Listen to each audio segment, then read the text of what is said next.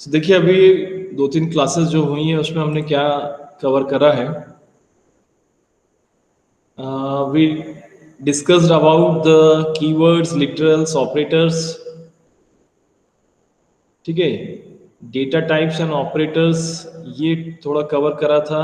ये वाला टॉपिक बचा हुआ है, introduce the notion of a variable. हाँ, introduce the notion of a variable ये हमने प्रीवियस क्लास में करा था, और and methods to manipulate it, ठीक है। ये हमने करा था प्रीवियस क्लास में, ये वाला टॉपिक है। ये फर्स्ट चैप्टर है, ये सेकंड चैप्टर है। ये भी आपको आई थिंक कमेंट्स के बारे में आपको पता होगा, single line multi line comments. अगर आप बोलेंगे तो हम ये वाला चैप्टर फिर से डिस्कस कर लेंगे। तो ये फर्स्ट चैप्टर मुझे लगता है कि आप लोगों को पता है अच्छे से, इसका रिवीजन भी करा अभी। और प्रीवियस क्लास में हमने वेरिएबल के बारे में डिस्कस करा था, वेरिएबल को किस तरह से इनिशियलाइज करना है उसके बारे में डिस्कस करा। ये 2 चैप्टर्स हुए हैं। अब ये 4th नंबर का चैप्टर है, ऑपरेटर्स से रिलेटेड, है ना। अब उससे पहले एक और चैप्टर बच रहा है, और वो है पाइथन को किस तरह से यूज करना है। उसके दोनों इंटरेक्टिव और स्क्रिप्ट मोड दोनों आपको पता होना चाहिए। And you have to know about the integer, float and string type, ये हमने डिस्कस करा था। तो I think you are also aware of Python को किस तरह से आपको इंटरेक्टिव और स्क्रिप्ट मोड में यूज करना है। दोनों मेथड्स आपको पता है ना। और उसकी इंस्टॉलेशन प्रोसेस इस चैप्टर में दी गई है यहाँ पे। हाँ, ये वाला फिर एक चैप्टर आता है, introduction to problem solving, and it is known as computational thinking. ये चैप्टर का नेम है कंप्यूटेशनल थिंकिंग, है ना। ये चैप्टर और आज कवर कर लेते हैं। ये चैप्टर जो पूरा है वो थ्योरी बेस्ड है, इसमें प्रोग्रामिंग नहीं है। पर ये चैप्टर हमको फर्स्ट लेसन इसलिए दिया गया है कि ये चैप्टर हमको बता रहा है कि what is the need of programming, programming की क्या रिक्वायरमेंट है, मतलब प्रोग्रामिंग की रिक्वायरमेंट क्यों है। तो इस चैप्टर में हमको कुछ ऐसे टॉपिक्स दिए हैं जिससे हमको ये पता लगा कि किस तरह से प्रोग्रामिंग के थ्रू हम अपनी प्रॉब्लम्स को और अपने आसपास जो भी टास्क हैं उनको किस तरह से सॉल्व कर सकते हैं by using this computational thinking, ठीक है। अगर ये जो मैंने बताया है 1, 2, 3 और ये 4 चैप्टर्स मुझे लग रहा है कि आपको आते हैं। अगर आपको इन 4 चैप्टर्स में और भी कोई डाउट्स है तो आप पूछ सकते हो मुझसे कि हम लोग इसको फिर से रिवाइज कर सकते हैं। All are comfortable in this 4 chapters? Sir आपने वो 12th ही खोली थी शायद। क्या बोला था आपने? क्या मैंने क्या बोला था? सर आपने शायद से 12th क्लास ही गूगल ड्राइव खोल लिया। नहीं, क्या 11th का ही सिलेबस है। Okay sir. हाँ, ये सिलेबस 11th का ही है हमारा। और आप जो बता रहे थे कि आप सबने अभी फर्स्ट चैप्टर का टेस्ट दिया है, यूनिट नंबर 1 का ये टेस्ट आप दे चुके हैं, ठीक है। तो अभी हम लोग वही टॉपिक डिस्कस कर रहे हैं जो आईपी और सीएस दोनों के लिए कॉमन है, ठीक है। तो मैं अभी पहले प्रायोरिटी दोनों टॉपिक्स की ही ले रहा हूँ जो दोनों में कॉमन। और 11th क्लास में ये अच्छा बेनिफिट है आपकी कि करीब करीब 60% जो सिलेबस है वो कॉमन है। आईपी का सिलेबस थोड़ा सा कम है एज कंपेयर टू सीएस, है ना। तो अभी ये जो टॉपिक मैंने आपको जो यूनिट शो करी है, ये टॉपिक पाइथन से रिलेटेड जो है, ये दोनों सीएस और आईपी में कॉमन है ना। जैसे ही ये यूनिट कंप्लीट होगी, ये वाली पूरी कंप्लीट यूनिट हो जाएगी, इसके बाद दोनों के चैप्टर्स डिफरेंट हो जाएंगे, आईपी और सीएस के। इसके बाद का मुझे फिर से चेक करना पड़ेगा कि सीएस में कौन सा है और आईपी में कौन सा है। लेकिन अभी जो हमने डिस्कस कर रहे हैं ऑलमोस्ट वो पूरा सेम है आईपी और सीएस के लिए, ठीक है। तो अब ये वाला चैप्टर हम लेते हैं आज, तो हमारा कंटिन्यू हो जाएगा और हमें पता लगता जाएगा हमने कितना कितना कवर कर लिया है। So our chapter is introduction to problem solving. ठीक है, अब सबसे पहले वर्ड आता है related with what do you mean by computational thinking. आखिर ये कंप्यूटेशनल थिंकिंग क्या होता है? ठीक है, एंड सी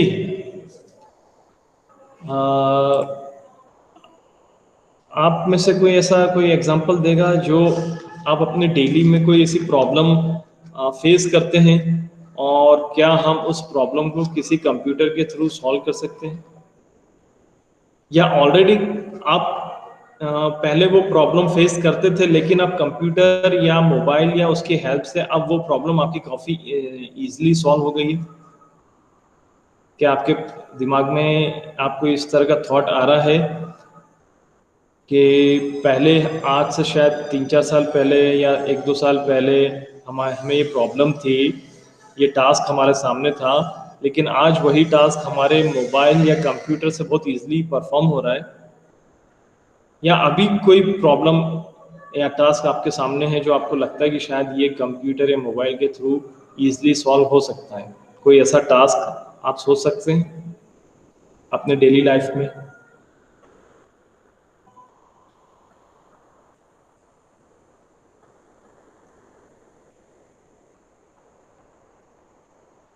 यस, सो मैं एक एग्जांपल देता हूँ। 2 साल पहले हम लोग जब स्कूल में आते थे तो यहाँ पे एक थंब मशीन लगी हुई थी। तो थंब मशीन हम जब प्रेस करते थे तो many teachers phase one problem that कभी उसका थंब रिकॉग्नाइज कर रहा है, कभी किसी का थंब रिकॉग्नाइज नहीं हो रहा किसी टीचर का। ठीक है, तो वो थंब क्यों नहीं रिकॉग्नाइज होता था, उसके पीछे क्या रीज़न? जबकि जब हम किसी यूज़र का उस थंब मशीन में प्रिंट लेते हैं, मतलब उसको एंटर करवाते हैं, तो उसके 3-4 प्रिंट ले लेते हैं, है ना, मशीन में। तो 3-4 बार उसको अलग अलग पोजीशन से उसके थंब के इंप्रेशन लेकर फिर उस यूज़र को परमिशन मिलती है। लेकिन होता क्या है कि आफ्टर सम टाइम जब वो अपना थंब रखते हैं तो थंब रखने के बाद वो मशीन उनका थंब रिकॉग्नाइज नहीं कर रहा था। तो ये एक बड़ी प्रॉब्लम आने लगी और टीचर्स को वहाँ पे करीब 30 सेकेंड्स, 1 मिनट या उससे ज़्यादा टाइम लगने लग गया। तो इस प्रॉब्लम का सॉल्यूशन कैसे निकाला हम? आई थिंक अगर कुछ स्टूडेंट्स को ध्यान हो तो कभी उन्होंने देखा हो सामने से, आपके सामने रोज आप निकलते होंगे वहाँ से, तो उस प्रॉब्लम का सॉल्यूशन आपको पता हो।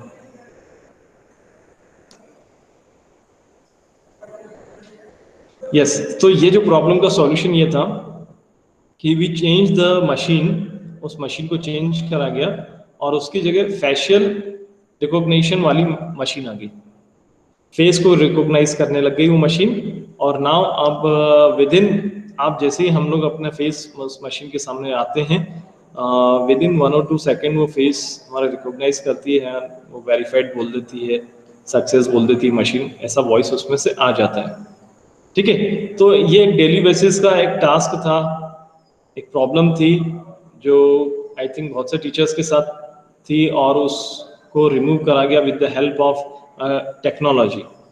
ठीक है, तो इसी तरह से हमारी डेली रूटीन में हमारे कुछ टास्क होते हैं, जब हम उस टास्क को किसी मशीन के थ्रू या किसी कंप्यूटर के थ्रू उसको सॉल्व कर लेते हैं, तो उसको हम बोलते हैं कंप्यूटेशनल थिंकिंग। ठीक है, अब कंप्यूटेशनल थिंकिंग की एडवांटेजेस क्या होते हैं? वो एडवांटेजेस ये होते हैं कि वो क्या करता है, बाइफरकेट नहीं करता, मतलब किसी के साथ पार्शियलिटी नहीं करता है। ठीक है, वो एज इट इज, जैसा उसमें डेटा आएगा वो एज इट इज उस डेटा को लेगा, है ना, और टाइम का एक्यूरेट रहेगा, कोई उसमें प्रॉब्लम नहीं होगी। तो ये कुछ एडवांटेजेस होते हैं कंप्यूटर्स के या मशीन के। तो कंप्यूटेशनल थिंकिंग की जो प्रोसेस है उसके कुछ कंपोनेंट्स हैं। ठीक है, और मतलब जब भी कोई सॉफ्टवेयर बनता है ना, या कोई बड़े बड़े सिस्टम्स बनते हैं, बड़ी बड़ी मशीन्स बनती हैं, तो उसके पीछे पहले उन सब ये जो पॉइंट्स आपके सामने दिखाई दे रहे हैं, analysis, decomposition, pattern recognition, abstraction और एल्गोरिदम डिजाइन, इन सब पॉइंट्स को पहले कंसिडर करा जाता है। ठीक है, I want to give one more example. मैं एक और एग्जांपल दूंगा जिसमें देखिए उसमें आई बिलोंग्स टू देवास, और देवास में एक बैंक नोट प्रेस है। बैंक नोट प्रेस मतलब जहाँ पे करेंसी प्रिंट होती है। तो वो वहाँ पर ऐसी मशीन आई करेंसी प्रिंट की, what we only the machine will accept the paper. आराम से आप उसमें पेपर्स के जो बंडल आते हैं वो बंडल उसमें रखते जाइए उस मशीन के अंदर। ऑटोमेटिकली वो मशीन उन बंडल्स को एक्सेप्ट करेगी, उनको कट करेगी प्रॉपर में। जो भी उसका जो नोट होगा 50 का होगा, 100 का होगा, जो भी उस मशीन में आपने एंटर कर रखा होगा उसकी स्लाइड डाल के रखी होगी, उसके अकॉर्डिंग वो उसको प्रिंट कर देगा और उसके बंडल बना देगा। ठीक है, उसके बंडल बना के उसको पैक भी कर देगा और पूरे पैक करे हुए बंडल वो मशीन थ्रो करती थी। तो अब इस मशीन, एक तो इस मशीन का बेनिफिट ये हुआ कि ये एरर फ्री हो गई, मतलब कि ह्यूमन इंटरफेयर इसमें कम हो गया। ठीक है, पहले क्या होता था कि वहां पे जो पर्सन्स थे उनको इन्वॉल्व होना पड़ता था बंडल्स को क्रिएट करना, पैकिंग करने में। अब वो मशीन वो पूरा पैकेट का पैकेट पूरा पैक करके हमको देती। ठीक है, सो एक तो टाइम मतलब कम टाइम में ज्यादा पैकेट्स बनने लग गए, ह्यूमन इंटरफेयर कम हो गया। ठीक है, इस तरह की मशीन से अब ये जो मशीन बनी होगी, जब वो मशीन को उन्होंने बनाया होगा इस तरह की, तो उसमें इन सारे पॉइंट्स को कंसीडर करा। क्या करा उन्होंने? एनालिसिस करा पहले।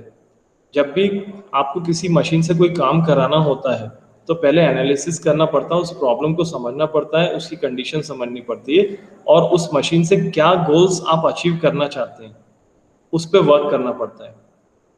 डीकम्पोजिशन, फिर क्या करते हैं हम, जो आपके सामने जो गोल है उसको स्मॉल स्मॉल पार्ट्स में डिवाइड कर लेते हैं। डीकम्पोजिशन का मतलब है उस टास्क को छोटे छोटे टास्क में कन्वर्ट करते हैं, एक बड़े टास्क को छोटे छोटे टास्क में कन्वर्ट करते हैं। फिर पैटर्न रिकॉग्निशन। पैटर्न रिकॉग्निशन में हम लोग क्या करते हैं कि क्योंकि मशीन जो है वो सेम टाइप का वर्क करती है।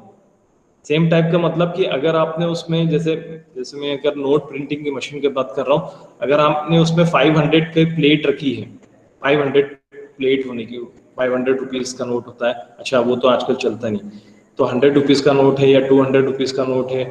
ठीक है, तो नहीं सॉरी 500 रुपीज़ का तो चल रहा है, 1000 का नहीं चलता। तो वो जो प्लेट आपने रख दी तो वो मशीन फिर उसी नोट को प्रिंट करेगी। तो ये पैटर्न रिकॉग्निशन है कि मशीन एक ही तरह का डेटा बार बार लेगी। मशीन अपने आप डिसाइड नहीं करेगी कि अब मुझे 200 का नोट प्रिंट करना है कि 100 का नोट प्रिंट करना है। ठीक है, तो machine works on the pattern recognition. Next आता है abstraction, filtering out the details or components of the problem to focus on the relevant ones। Abstraction का मतलब है कि फोकस उस पर करा जाए जो टॉपिक उस गोल से रिलेटेड हो। आफ्टर दैट लास्ट कंपोनेंट जिसमें हम एल्गोरिदम डिजाइन करते हैं। ठीक है, एल्गोरिदम डिजाइन का मतलब है अपनी प्रॉब्लम्स को एल्गोरिदम के थ्रू पूरा सॉल्व करते हैं सिस्टमेटिकली। अब ये एल्गोरिदम पे बाद में आते हैं, बहुत इंटरेस्टिंग पार्ट है एल्गोरिदम वाला। अब फिर से एनालिसिस को डिस्क्राइब करा गया है। ठीक है, और डिकम्पोजिशन को डिस्क्राइब किया गया है एक एग्जाम्पल के थ्रू। अब वो एग्जाम्पल क्या है, आर्यन ने क्या करा है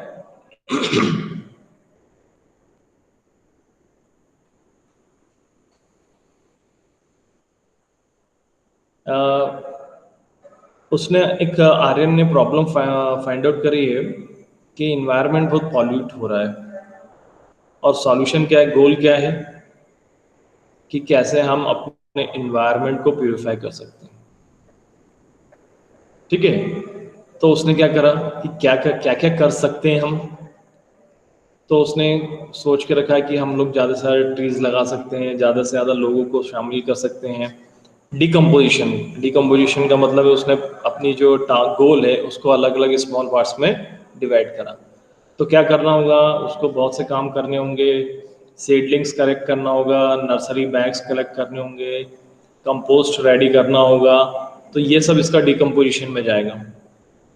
फिर पैटर्न पैटर्न रिकॉग्निशन के लिए उसको क्या करना होगा कि एक तरह के सेडलिंग्स को एक तरफ लेना पड़ेगा, दूसरे तरह के सेडलिंग्स को दूसरी तरफ लेना पड़ेगा, ठीक है, ताकि जब वो अपने मेन पावर को वहाँ पे लगाएंगे तो उनको आइडेंटिफाई हो जाए कि हमने किस किस तरह से कितने सेडलिंग्स किस एरिया में लिए हैं। फिर एब्स्ट्रैक्शन, वो सबसे पहले हम ये सोचेंगे कॉम्प्लेक्सिटी कहाँ पर है ना, और कौन सा काम कितने कम कॉस्ट में हो सकता है। लास्ट पार्ट आता है algorithm design, step by step कैसे हम अपने गोल को अचीव कर सकते हैं, ठीक है। तो उसके लिए एल्गोरिथम डिज़ाइन करना पड़ेगा। एल्गोरिथम का मतलब ये होता है जैसे कि आप लोग टी प्रिपेयर करते हैं, तो टी प्रिपेयर करने की जो प्रोसेस होती है that is known as algorithm, ठीक है। अब उसकी स्टेप बाय स्टेप, अगर टी बनाने की जो प्रोसेस है उसको स्टेप बाय स्टेप आपको लिखना हो तो आपको क्या करना पड़ेगा, वैसे ही यहाँ पे उसने क्या करा है पर्टिकुलर पर्सन ने कि उसको एल्गोरिथम में डिवाइड करा है स्टेप्स में। उसने सीड्स और सैपलिंग्स कलेक्ट करे हैं, कंटेनर्स कलेक्ट करे हैं, नीडेड जितने भी नर्सरी बैग्स हैं उनको कलेक्ट करा है, उनकी बैगिंग करी है सीड्स और सैपलिंग्स की, फिर ठीक है nurturing of saplings and then planting. तो ये फ्लो चार्ट रहता है, क्या सॉरी एल्गोरिदम है। एल्गोरिदम आपको स्टेप बाय स्टेप बताता है कि इस स्टेप के बाद ये आएगा, इस स्टेप के बाद ये आएगा, इस स्टेप के बाद ये आएगा, ठीक है। आई थिंक आजकल तो इस तरह की ज़रूरत नहीं पड़ती कि अगर आपको किसी एक पर्टिकुलर प्लेस पे जाना हो और किसी का घर ढूंढना हो तो मोस्टली तो पहले आप लोग क्या करते हैं, हम लोग क्या करते हैं कि पहले अपने मोबाइल में जो गूगल मैप दिया है उसकी हेल्प से पर्टिकुलर लोकेशन पे पहुंचते हैं, फिर उस पर्टिकुलर पर्सन को कॉल कर लेते हैं, ठीक है, कि we are at this location, अब इसके बाद हमें कहाँ आना है। तो वो पर्टिकुलर पर्सन हमको फिर आगे का बता देता है। लेकिन गूगल मैप या उसके पहले लोग क्या करते थे, मोबाइल नहीं होता था तो क्या थोड़ा सा पेपर वर्क करते थे, पेपर वर्क पे वो पूरा एल्गोरिदम डिज़ाइन करते थे वन बाय स्टेप, एक के बाद एक स्टेप आती थी। आई थिंक आप लोगों ने कुछ 6-7 में थोड़ा सीखा होगा कि यहाँ से स्टार्ट करना है, फिर हम कुछ एरो बनाते हैं, एरो के बाद फिर नेक्स्ट स्टॉप यहाँ पे आपको ये दिखाई देगा, ठीक है, फिर आपको कोई लैंडमार्क दिखाई देगा, फिर वो लैंडमार्क पे पहुँचेंगे, फिर उसके बाद एरो दिखाई देगा, फिर आपको कुछ कॉर्नर्स दिखाई देंगे, लेफ्ट राइट टर्न, इस तरह का जो होता है उसी को हम एल्गोरिदम बोलते हैं। तो पहले एल्गोरिदम पे के थ्रू हम किसी का होम सर्च करते थे, आजकल हम टेक्नोलॉजी की हेल्प ज़्यादा लेते हैं, ठीक है। अब नेक्स्ट टॉपिक आता है फ्लो चार्ट। जब एल्गोरिदम रेडी हो जाता है तो उस एल्गोरिदम को हम कन्वर्ट करते हैं फ्लो चार्ट में, ठीक है, और उस फ्लो चार्ट के थ्रू हम सामने वाले पर्सन्स को एक्सप्लेन कर सकते हैं कि ये हमारी स्टेप्स है, अगर ऐसा नहीं हुआ तो ये करेंगे, ऐसा नहीं हुआ तो ये करेंगे, और अगर ऐसा हुआ तो हम इसके आगे बढ़ सकते हैं, ठीक है। तो flow chart gives an idea, सामने वाले पर्सन्स को समझाने के पर्पज से फ्लो चार्ट बहुत अच्छा टेक्निक होता है ना, और उसमें सारे यस और नो इंक्लूड करके हम किसी पर्टिकुलर अपने गोल तक पहुंचते हैं, और लास्ट में स्टार्ट करते हैं, लास्ट में पहुंचते हैं स्टॉप तक। ये जो अभी हम जो डिस्कस कर रहे हैं सब points, they are all come under the category of computational thinking. हमारा पर्पस ये है कि किसी गोल को कंप्यूटर या मशीन के थ्रू हमारे टास्क को करवाना। फिर हम लोग क्या करते हैं, जब भी हम कोई टास्क परफॉर्म करते हैं तो उसमें रीजनिंग का यूज करते हैं डिसीजन लेने में, कि हम लोग जो सोच रहे हैं वो कितना रीजनेबल है, उसमें कितने लॉजिक हैं, ठीक है। तो रीजनिंग बहुत ज़्यादा यूज होता है।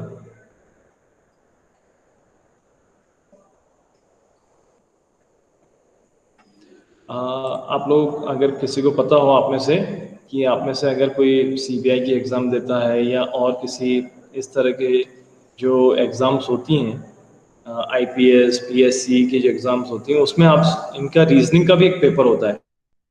अब रीजनिंग का पेपर वहाँ पे क्यों आता है? वो रीजनिंग का पेपर इसीलिए आता है वहाँ पे कि वो पर्सन की जो रीजनिंग एबिलिटी है, लॉजिकल एबिलिटी है, वो भी चेक करा जाता है आजकल।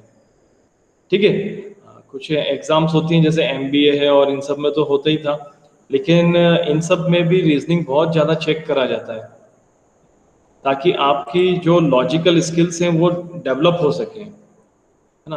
हर जो भी आप काम कर रहे हैं उसके पीछे आपके पास पर्टिकुलर रीजन हो, प्रॉपर रीजन हो। ठीक है, तो लास्ट स्टेप है you have to find, give the reasons. अगर आप किसी गोल पे अचीव कर गए हैं या आपके सॉल्यूशन मिल गया है तो उसके पीछे प्रॉपर रीजन होना चाहिए।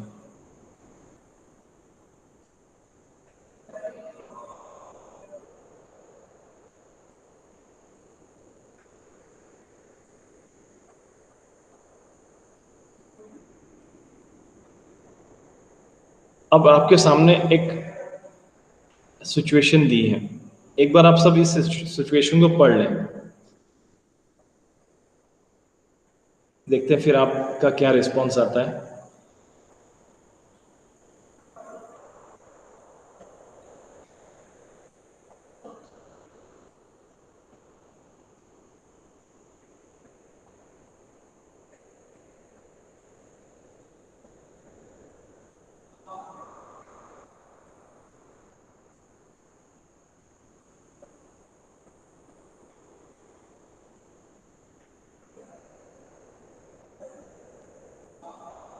आपके सामने कंडीशन दी है, क्या आपको ये जो कंडीशन है, ये सिचुएशन दी है, ये आप सबको समझ में आ रहा है?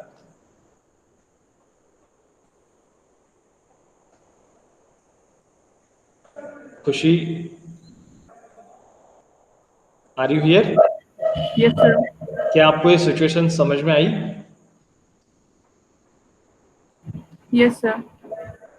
ठीक है, तो अब ये सिचुएशन जो आपके सामने है, अब इस सिचुएशन के लिए आप सबके जो रीजनिंग होगा वो थोड़ा थोड़ा सा डिफरेंट हो सकता है। ठीक है, कि आपको कम से कम जो 2 गेम सिलेक्ट करने हैं और उसके लिए कंडीशन दी है कि वो किसी सेम डे पे नहीं होना चाहिए, तो आप सब अपना अपना कुछ ना कुछ तो लॉजिक लगाएंगे कि किस तरह से मैं कौन सा गेम कब सिलेक्ट कर सकता हूँ। ठीक है, तो उसी तरह से देखिए, जब आपकी जो एक्टिविटीज़ का जो टाइम टेबल डिसाइड होता है उसमें भी जब जो टीचर टाइम टेबल बनाते हैं तो उसमें भी वो कुछ ना कुछ अपना लॉजिकल रीजनिंग तो अप्लाई करते हैं, कि नहीं तो क्या होगा कि वो ओवरलैप होगा, है ना। ये एक्टिविटी इस एक्टिविटी के साथ क्लैश होगा, है ना। तो वो क्लैश ना हो तो कुछ ना कुछ उसमें लॉजिकल थिंकिंग लगता है। और भी कुछ आपको सिचुएशन दी है इसमें।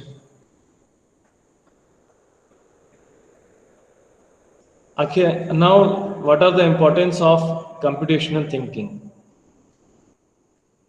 ठीक है, आई थिंक नेहा ने कुछ ऑलरेडी जो एग्जाम्स दी होंगी, और अरमान भी देता रहता है। आई थिंक आप सभी, मुझे लगता है आप सब ने साइबर ओलंपियाड या दूसरी ओलंपियाड, साइंस ओलंपियाड और आप सब दी होंगी। तो क्या उसमें कुछ ना कुछ लॉजिकल रीजनिंग यूज होता होगा? अरमान, आपने जो भी एग्जाम्स दिए हैं ओलंपियाड्स के, उसमें रीजनिंग के क्वेश्चंस आते होंगे? यस सर, आते हैं। है ना। और नेहा, आपने भी दी ना, साइबर ओलंपियाड आपने दी होगी? Yes sir. उसमें भी रीजनिंग के क्वेश्चंस आते होंगे, साइबर ओलंपियाड में भी? हाँ सर, आते हैं। है ना। तो वो इसीलिए हर सब्जेक्ट में रीजनिंग का बहुत इंपॉर्टेंस है। हाँ, तो अब इसका बेनिफिट क्या है कंप्यूटेशनल थिंकिंग का, कि प्रिजर्वेंस।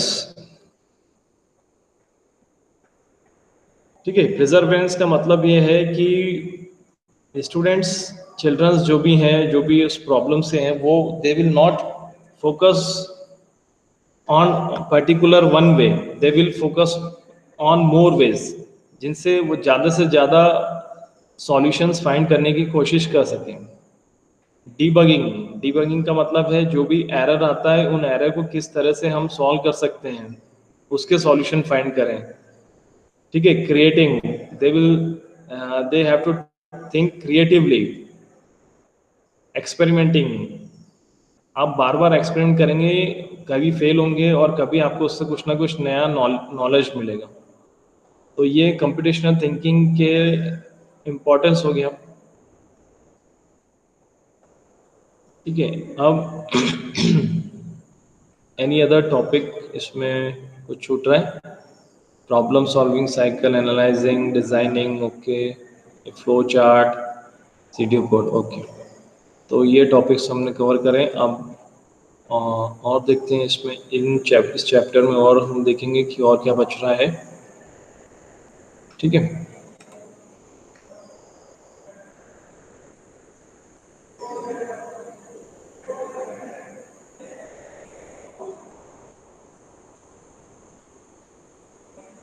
now these are the some important terms related with computational thinking.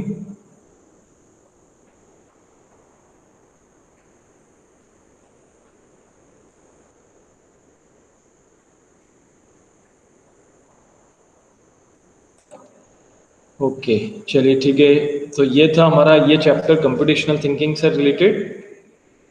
अब वापस सिलेबस पे आते हैं और सिलेबस में आके फिर से हम आगे का टॉपिक देखते हैं। और हाँ ठीक है, अब आगे का टॉपिक जो है वो है हमारा, एक तो हमें इनपुट, प्रीवियस क्लास में हमने कुछ इनपुट से रिलेटेड क्वेश्चंस करे थे, सॉल्व करे थे, प्रोग्राम्स क्रिएट किया, मैंने आपको प्रोग्राम्स शो करे थे। ठीक है, अब उसी के आगे ये वाला चैप्टर देखिए, 1 2 3 4, फोर्थ चैप्टर जो है उसमें हमें यूज करना है assignment statement, expression, operators and their precedence, है ना, ये हम यूज करेंगे। चलिए, अब और कोई डाउट्स आप लोगों को पूछना है, कोई डिस्कस करना है, कोई टॉपिक, कोई टॉपिक अगर आप कोई डिस्कस करना चाहते हैं तो हम कर सकते हैं। नेक्स्ट क्लास में हम लोग ये स्टार्ट करेंगे, अब जो भी अभी मैंने आपको बताया, ऑपरेटर्स एंड देयर प्रेसिडेंस, ये हमको यूज करना है। प्रीवियस क्लास में यहाँ तक पहुंचे थे, accepting input from the console.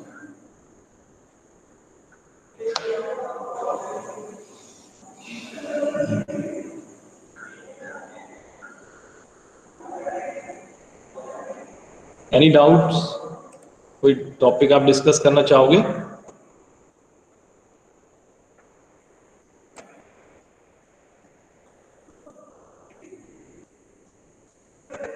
हाँ ठीक है, चलिए एक टॉपिक मैं लेता हूँ, सिंपल है, आस्की। एक बहुत सिंपल टॉपिक है, आस्की। आस्की कोड क्या होता है? What is the meaning of ASCII? ASCII, what is the meaning of this ASCII? What is the meaning of this encoding schemes? encoding schemes क्या होता है? तो अच्छा, मुझसे बताइए कि क्या हमारे जो इंडिया में जो कीबोर्ड्स हैं, क्या ये इसी तरह का कीबोर्ड के ऊपर जो स्ट्रक्चर होता है, वो एकदम सिंपल ABCDEFGH के फॉर्म में क्यों नहीं होता? वो एक पर्टिकुलर फॉर्म में होता है, उसका लेआउट कंटिन्यू अगर ABCDEFGH इस तरह के फॉर्म में हो जाए तो क्या वो हमारे लिए इजी होगा टाइप करना कीबोर्ड पर? What do you think? और वो क्यों नहीं होता इस तरह का A to Z के फॉर्म में, क्यों नहीं होता कीबोर्ड पर? जो स्ट्रक्चर है उसका लेआउट ऐसा क्यों नहीं होता? उसके पीछे क्या रीजन है?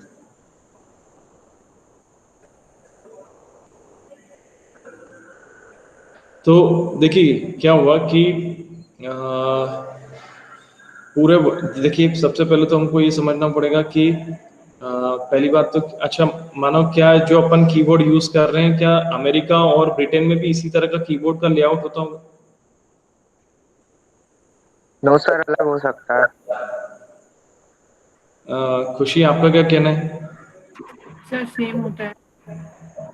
अच्छा, और बारबी आपका क्या कहना है?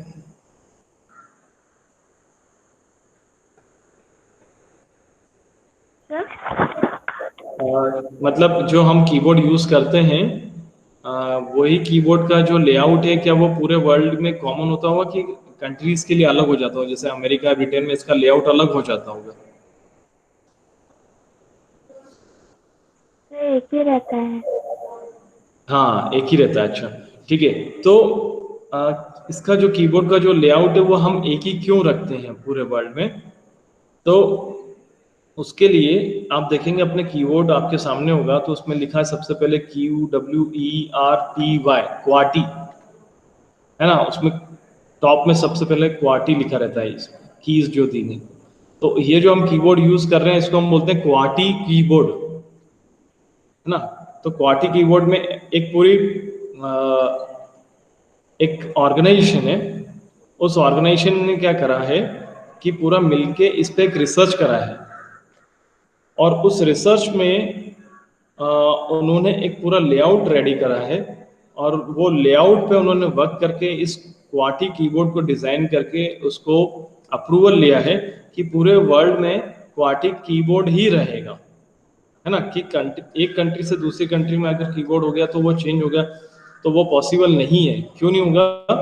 क्योंकि इसी कीबोर्ड के बेस्ड पर सॉफ्टवेयर्स वर्क करते हैं, है ना? माइक्रोसॉफ्ट के जो सॉफ्टवेयर्स हैं वो इसी कीबोर्ड से इनपुट लेते हैं, या दूसरी कंपनी भी जब अपने सॉफ्टवेयर बनाती है तो इसी कीबोर्ड से इनपुट लेंगे। अगर हर कंट्री के अलग अलग लेआउट होंगे तो वो सॉफ्टवेयर्स के इनपुट्स अलग अलग जाएंगे, ठीक है? तो आस्की एक जो पैटर्न है, ठीक है, तो उसमें क्या करा गया है कि आस्की में हमने क्या करा है कि हर कीबोर्ड पे जैसे क्यू है तो क्यू का एक कोड है, ठीक है?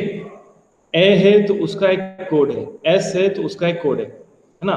तो इसका एक इंटरनली एक कोड होता है आस्की की, उसको आस्की की बोलते हैं।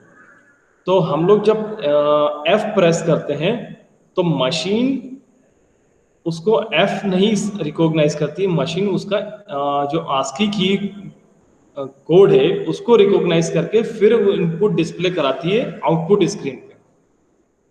तो ये आस्की कोड जो है ये ऑर्गेनाइजेशन ने मिलके पूरा डिसाइड कराया है कि हर कीबोर्ड में यही आस्की कोड पूरे वर्ल्ड में रहेंगे, ठीक है?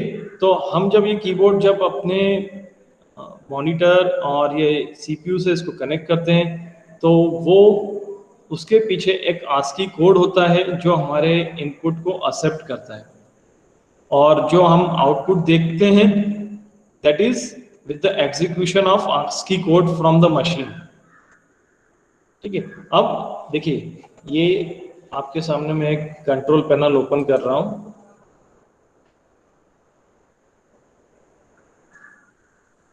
कंट्रोल पैनल में हम देखेंगे सिस्टम एंड सिक्योरिटी कंट्रोल,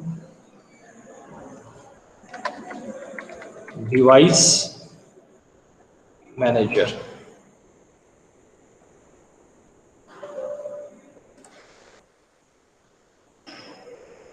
ये आप देखिए आपके सामने जो स्क्रीन है, इस स्क्रीन में ये सारे ड्राइवर्स इंस्टॉल हैं। तो आपके सामने ये जो कीबोर्ड है, इस कीबोर्ड का नाम है HID कीबोर्ड डिवाइस। इसका एक ड्राइवर, जैसे आप कीबोर्ड इसमें सीपीयू में लगाते हैं तो वो ड्राइवर इस कंप्यूटर अपने सीपीयू में उसका ड्राइवर इंस्टॉल होता है, ठीक है? अब वो हो सकता है कि वो ये जो ड्राइवर है वो ड्राइवर दूसरी कंपनीज का, जैसे मेरे पास जो अभी कीबोर्ड है वो एसर कंपनी का है, कंपनी भले से हो सकती है लेकिन इसका जो एक पर्टिकुलर ड्राइवर रहता है ना, वो जाके उस मशीन को रिकॉग्नाइज करता है, उसको समझता है। ड्राइवर ड्राइवर क्या करता है, इसका इंटरनली आस्की कीबोर्ड उस मशीन के साथ शेयर कर लेता है। ऐसे ही सभी जितने भी आपके सामने ये जो पार्ट्स दिखाई दे रहे हैं, पॉइंटिंग डिवाइसेस है या मॉनिटर्स हैं, इन सबके ड्राइवर्स जाके किसमें इंस्टॉल हो जाते हैं? सीपीयू की मेमोरी में ये सारे ड्राइवर्स इंस्टॉल होते हैं, वो चाहे एडाप्टर्स हो, ठीक है?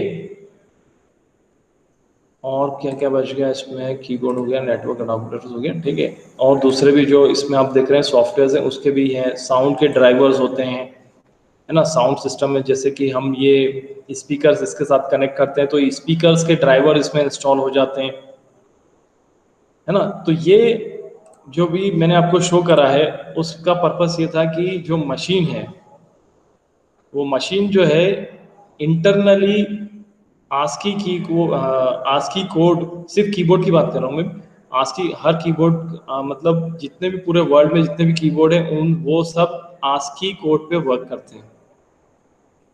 अब ऐसे ही दूसरे भी हैं, there are some more layout ISCII and Unicode, ठीक है।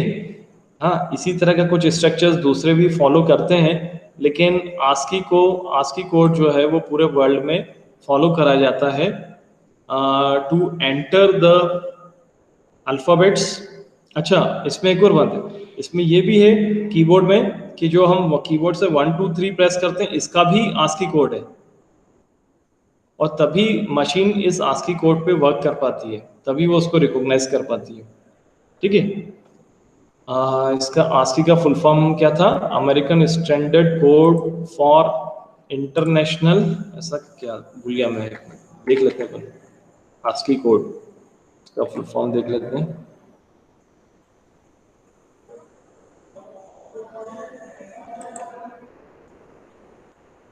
American standard code for information interchange, yes this is the full form, ठीक है।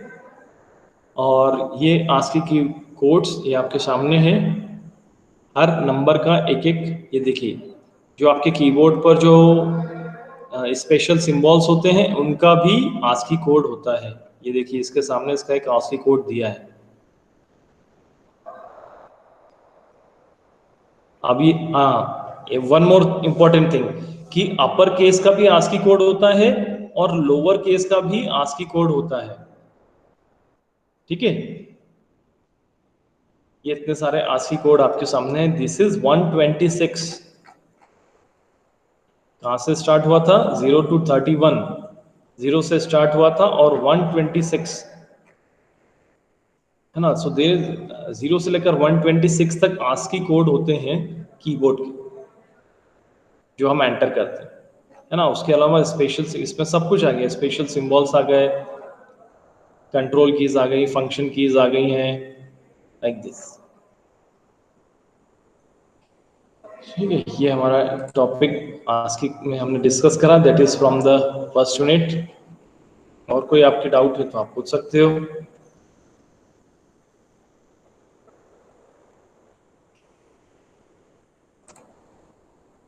कोई डाउट नहीं है, ओके ठीक है। All of you join your hands.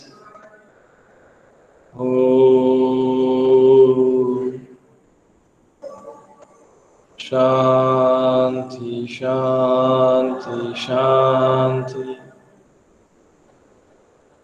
Sai Ram.